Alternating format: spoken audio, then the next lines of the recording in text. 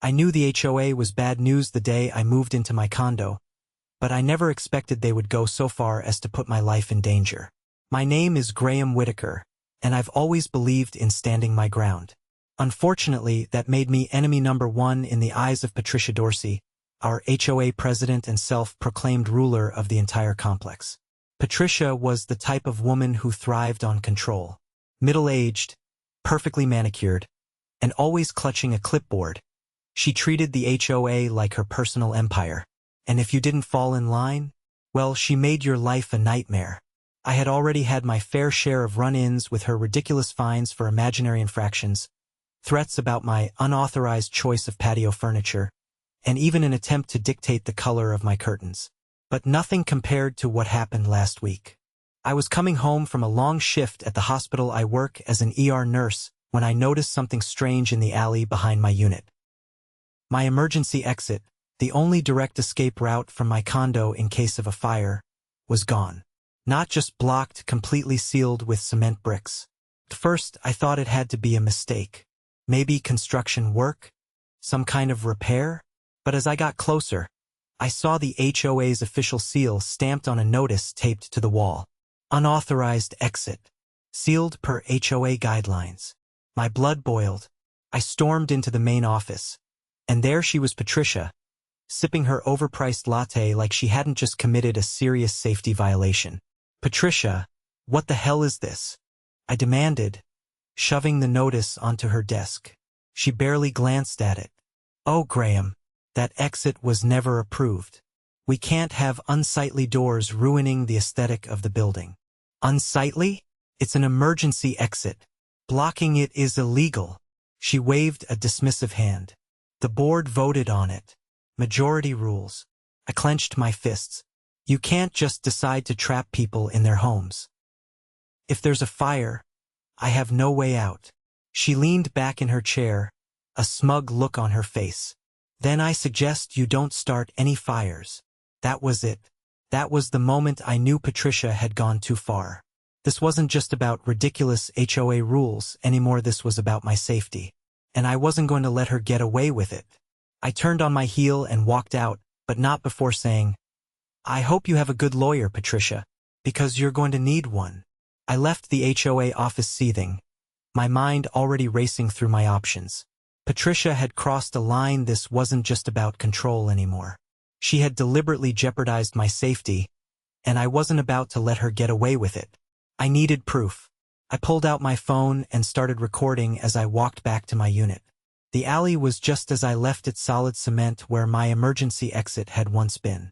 I zoomed in on the official HOA seal stamped on the permit notice, making sure to capture every detail. If Patricia thought she could brush this off as a routine modification, she was about to get a rude awakening.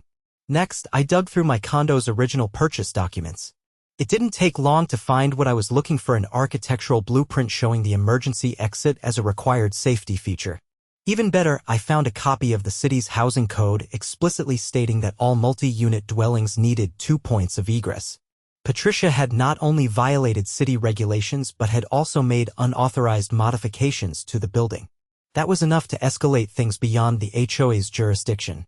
The next morning, I made 2 phone calls, one to the city's building inspection department and another to a lawyer. The inspector arrived first, a no-nonsense man named Daniel who took one look at the bricked-up exit and let out a low whistle. He pulled out his tablet, scanning the documents I had printed. His expression darkened as he compared the blueprint to what was in front of him. "This is bad," he said. "Not only is this illegal, but whoever did this could be held liable for endangering lives." That was exactly what I wanted to hear. He took several photos, marked the structure for immediate review, and promised to escalate the case. He also mentioned that if the HOA had done this without city approval, fines would be steep, possibly even criminal charges. By the time my lawyer, Vanessa Holt, arrived, I had a solid case forming. She was sharp, efficient, and had handled more than a few HOA disputes in her career. After reviewing the evidence, she nodded in satisfaction. "This is textbook negligence," she said. "We're going to hit them from every angle: violation of city code, unauthorized structural modifications, and endangerment. If they don't settle, we'll take them to court, and trust me, they will not want that kind of scrutiny." That was all I needed to hear. We filed a formal complaint with the city demanding immediate removal of the obstruction and financial compensation for damages. That alone would have been enough to cause Patricia a headache, but I wasn't done yet. I printed flyers detailing the HOA's illegal actions, complete with images of the blocked exit and citations from the city's housing code. That evening, I went door to door, handing them out to my neighbors. Many had their own grievances with Patricia, and when they saw what she had done, the outrage spread like wildfire. By the end of the week, the city had issued an official order for the cement wall to be torn down. A construction crew arrived, chipping away at the obstruction while I stood by, recording everything. Patricia stormed out of her condo, demanding answers, but the city inspector shut her down immediately. This was an illegal modification, he told her. You're facing serious consequences, Mrs. Dorsey. For the first time, Patricia looked nervous. But that was just the beginning. My lawsuit moved forward swiftly. Vanessa was relentless, gathering statements from other residents who had been bullied or fined under Patricia's rule. Some even provided financial records showing questionable fees the HOA had charged over the years. As the case gained traction, Patricia's control over the HOA crumbled. The board members, eager to save their own skins, turned on her. Under pressure, they audited the HOA's accounts, revealing funds that had mysteriously disappeared under Patricia's management. She was removed from her position in disgrace, but the best part? In the settlement, Patricia was forced to pay damages out of her own pocket. The amount was so steep that she had no choice but to sell her condo, her luxurious, top-floor unit with the best view in the building. And guess who bought it at a foreclosure price? I moved into Patricia's former home, relishing the irony. Not only had I won, but I had taken everything she had been so desperate to protect. Justice had been served, and for the first time in years, the complex was free from her tyrannical rule. The HOA, now under new leadership, implemented fairer policies, and the residents finally had a say in how things were run. As for Patricia, she disappeared from the neighborhood entirely, her reputation in shambles. I stood on my new balcony, overlooking the city, and took a deep breath. It had been a battle, but in the end, the right side had won. And the best part? Every time someone mentioned Patricia's name, it was with a mix of laughter and relief, because no one would ever let another HOA president get away with what she had done. With Patricia gone and the HOA under new leadership, things in the complex finally started to improve. The new board, now led by a practical and fair-minded resident named Mark, wasted no time in undoing the damage Patricia had caused. They reviewed the association's rules, discarded the most absurd ones, and ensured that no single person would ever hold unchecked power again. For the first time since moving in, people actually felt comfortable in their own homes. Neighbors who had once walked on eggshells now freely decorated their patios, parked without fear of arbitrary fines, and even started organizing community events. The transformation was almost immediate. But just because Patricia was gone didn't mean the mess she left behind had fully disappeared. As I settled into my new condo, the very one she had once lorded over the complex from, I started digging deeper into the financial records Vanessa had uncovered during the lawsuit. What I found was worse than I had imagined. Buried beneath layers of misleading paperwork were transactions that had no legitimate explanations. Large sums of money had been moved from the HOA's accounts into what was labeled as special maintenance funds. But no such projects had ever been undertaken. Other payments were listed under vague descriptions like administrative fees. Yet they had been withdrawn directly into Patricia's personal bank account. It was clear that she hadn't just been a controlling tyrant, she had been systematically embezzling HOA funds for years. I brought my findings to Mark, who wasted no time in calling an emergency board meeting. The room was packed with residents, all eager to hear what was going on. The moment I laid out the evidence, the outrage was palpable. Some neighbors had suspected Patricia had been up to something shady, but seeing the numbers in black and white confirmed what many had feared. Thousands of dollars had simply vanished under Patricia's management, and no one had noticed because she had buried the discrepancies under layers of convoluted bookkeeping. Mark, determined to make things right, immediately contacted law enforcement. A formal investigation was opened, and within a few weeks, Patricia found herself facing felony charges for fraud and embezzlement. She had disappeared after selling her condo, but the authorities tracked her down in a nearby town where she had been living off the stolen funds in a rented apartment. When the news broke that she had been arrested, the entire complex celebrated. Justice had finally come full circle. With Patricia out of the picture permanently, the HOA took steps to recover the stolen money. Vanessa, ever the diligent attorney, filed a civil suit against Patricia on behalf of the Homeowners Association, demanding restitution for every cent she had taken.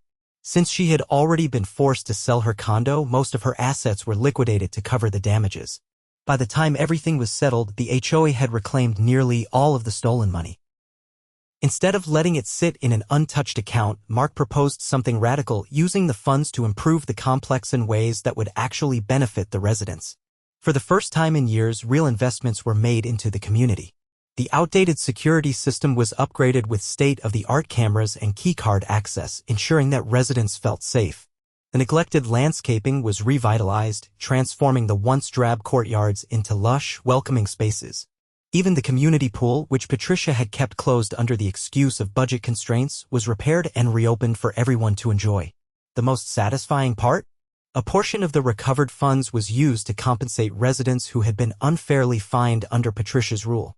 Those ridiculous penalties for things like unapproved patio furniture and curtain violations were refunded, with Mark personally handing out reimbursement checks. As I stood on my new balcony watching families enjoy the newly renovated common areas, I couldn't help but marvel at how much had changed. What had once been a suffocating, oppressive environment had become a true community, a place where people actually wanted to live. And it all started because Patricia had decided to cement over my emergency exit. In the end, she had tried to trap me, but she had only ended up sealing her own fate. With Patricia out of the picture and the HOA finally operating the way it should, things in the complex settled into a new, much more peaceful routine. The oppressive atmosphere that once hung over the place like a storm cloud had lifted, and it was as if the entire community had collectively exhaled. But for me, the battle wasn't entirely over. While Patricia had been the ringleader, she hadn't acted alone. There had been others on the board who had gone along with her decisions, either out of fear or blind loyalty. Some had even benefited from her corrupt rule, receiving exemptions from fines, while the rest of us had been subjected to her arbitrary punishments. I wasn't about to let them fade quietly into the background now that things had changed. So I started digging. I spent my evenings reviewing the HOA's records, looking for patterns in the fines that had been issued, payments that had been made, and votes that had been cast. The deeper I went, the clearer the picture became. Patricia may have been the mastermind, but she had kept her inner circle well compensated for their silence. One name, in particular, stood out: Thomas Grayson, the former HOA treasurer. Thomas had always been one of Patricia's most vocal supporters, and now I could see why. The financial records showed that while the rest of us were being squeezed for every petty infraction, Thomas hadn't paid HOA dues in over 2 years. Not a single late fee had been issued against him. Meanwhile, he had approved excessive administrative expenses that conveniently benefited him and a select few others. I brought my findings to Mark, who had wasted no time in calling another meeting. This time, however, it wasn't just the board in attendance, the entire community was invited. The room was packed.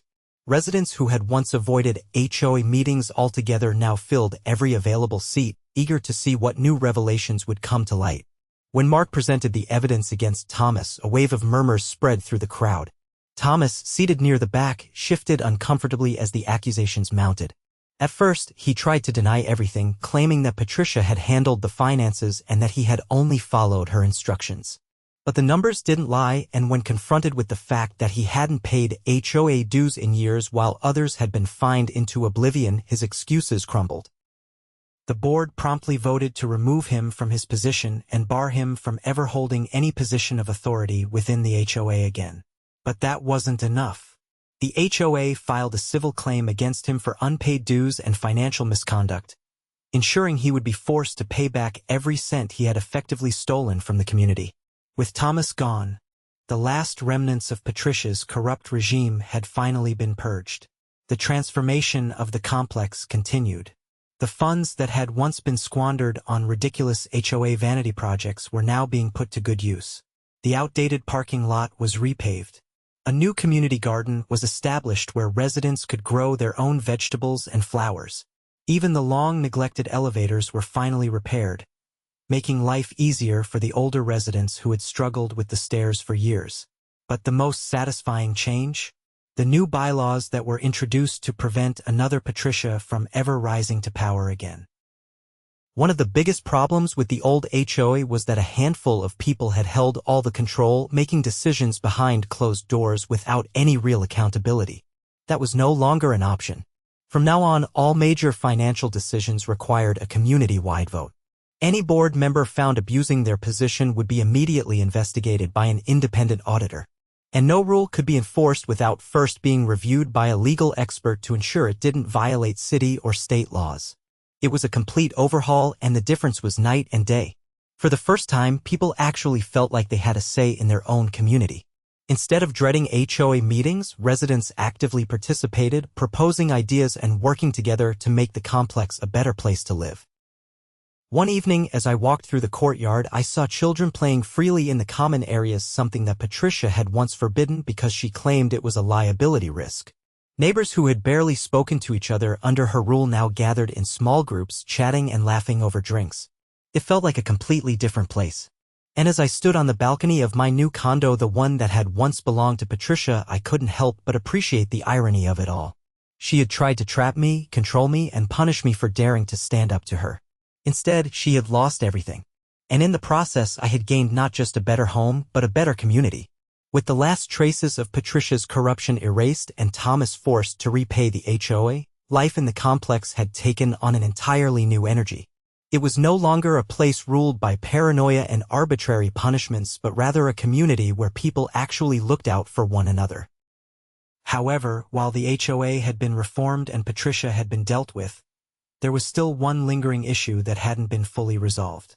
The cement wall that had once blocked my emergency exit, the very thing that had started this entire ordeal, had been torn down. But there was still damage left in its wake. When the bricks were removed, the contractors discovered that the wall hadn't just been hastily cemented over. Patricia had gone the extra mile to ensure it was as permanent as possible. The foundation of the exit door had been tampered with, the hinges damaged, and the surrounding brickwork weakened by the improper construction. It was going to take more than just removing the obstruction to restore the exit to a safe condition. Mark had been overseeing the repairs, ensuring that everything was done properly this time. The HOA had covered the costs using the funds reclaimed from Patricia's fraudulent activities, and while the process had been slow, it was moving forward. The city inspectors had returned to verify the work, ensuring that everything met the proper safety standards. But the deeper the contractors went, the more problems they uncovered. The structural damage wasn't limited to my unit. Patricia had ordered similar modifications in other parts of the complex, altering emergency exits in multiple buildings under the guise of aesthetic improvements. Some of these changes had gone unnoticed for years, hidden beneath layers of cosmetic alterations that masked the real dangers. When the full extent of the issue was revealed, Mark called another meeting, this time bringing in the city's lead building inspector to explain the situation. The residents, who had already been through the ordeal of Patricia's corruption, listened in stunned silence as the inspector laid out how extensive the damage was. It wasn't just an inconvenience, it was a full-blown safety hazard. The modifications had compromised the integrity of multiple stairwells, blocking secondary exits and weakening structural supports in key areas. Had there been a fire or another emergency, entire sections of the complex could have become death traps. Mark wasted no time in approving the necessary repairs, but the costs were higher than expected. Even with the recovered funds, the HOA would need additional financial support to fully restore the buildings. That was when I had an idea. Patricia had manipulated the system to drain money from the HOA, but now we had the ability to turn things around. Instead of raising dues or pushing the financial burden onto the residents, we could take legal action against the contractors who had carried out Patricia's illegal modifications. She hadn't done all of this alone, she had hired people to do the dirty work. And if they had knowingly altered the buildings in violation of city codes, they bore responsibility too. Vanessa, who had become something of a legend in the complex after dismantling Patricia's legal defenses, was eager to pursue the case. She began gathering evidence, tracking down the construction companies Patricia had hired over the years and reviewing the contracts they had signed. It didn't take long to find the smoking gun. One of the companies had cut corners on multiple projects, using substandard materials and ignoring key safety regulations. They had been paid handsomely for their work, but instead of following proper procedures, they had taken shortcuts that put everyone at risk. With Vanessa leading the charge, the HOA filed suit against the construction firm. demanding full restitution for the damages caused by their negligence. The case moved quickly, especially once the city backed our claims. The contractors, faced with overwhelming evidence, had no choice but to settle. They agreed to cover the full cost of repairs, ensuring that the complex would be restored properly without the residents paying a dime. As the repairs progressed, I watched the workers undo the damage Patricia had inflicted, brick by brick. The emergency exits were restored, the stairwells reinforced, and the complex finally brought back up to code. It was a long process, but by the time everything was finished, the transformation was undeniable. What had once been a place ruled by fear and corruption was now a thriving community where people actually felt safe. The changes weren't just physical, they were cultural. The HOA, once a tool of oppression, had become a force for good, advocating for the residents instead of working against them. People who had once avoided involvement now actively participated, ensuring that no one would ever abuse their power the way Patricia had. And as I stood on the balcony of my new condo, the one that had once belonged to the very woman who had tried to ruin me, I couldn't help but feel a sense of satisfaction. Patricia had tried to trap me, to control me, to strip away my rights and my safety. Instead, she had lost everything. And in the end, I had gained more than just her luxurious condo. I had helped reclaim an entire community. With the last of the structural repairs completed and the lawsuit against the shady contractors settled, the complex had undergone a complete transformation.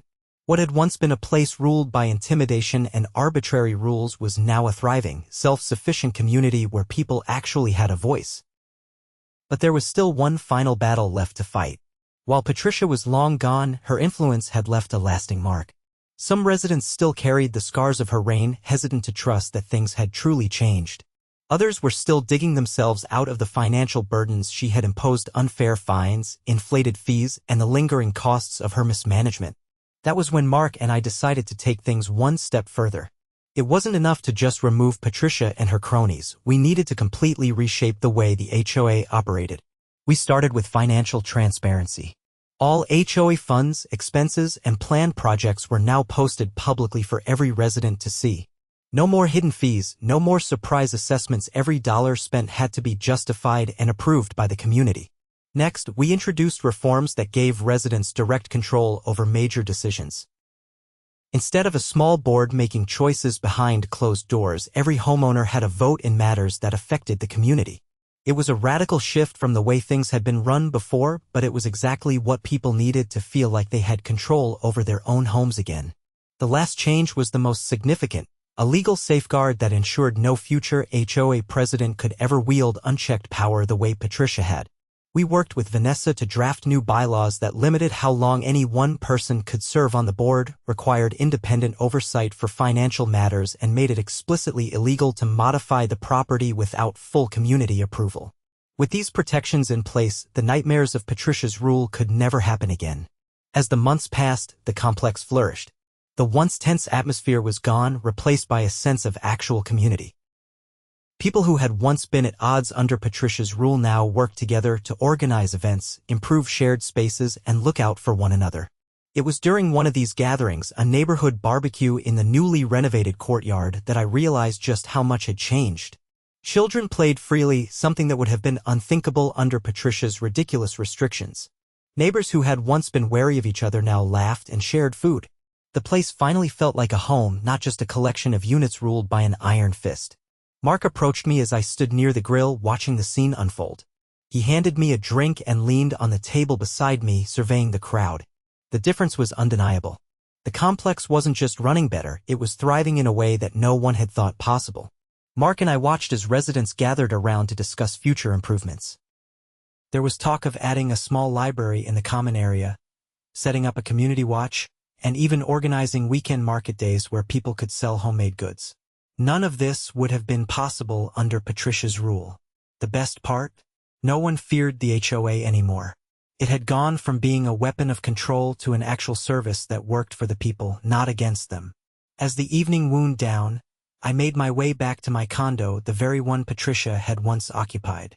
Standing on the balcony, I glanced down at the courtyard where the last of the partygoers were packing up. The sight filled me with an undeniable sense of satisfaction. Patricia had tried to make my life miserable, had gone out of her way to control and punish me simply for standing up to her. In the end, all of her schemes, all of her manipulations, had only led to her downfall. She had lost everything, and I had gained not just a condo, but a community. The battle had been long, but in the end justice had won.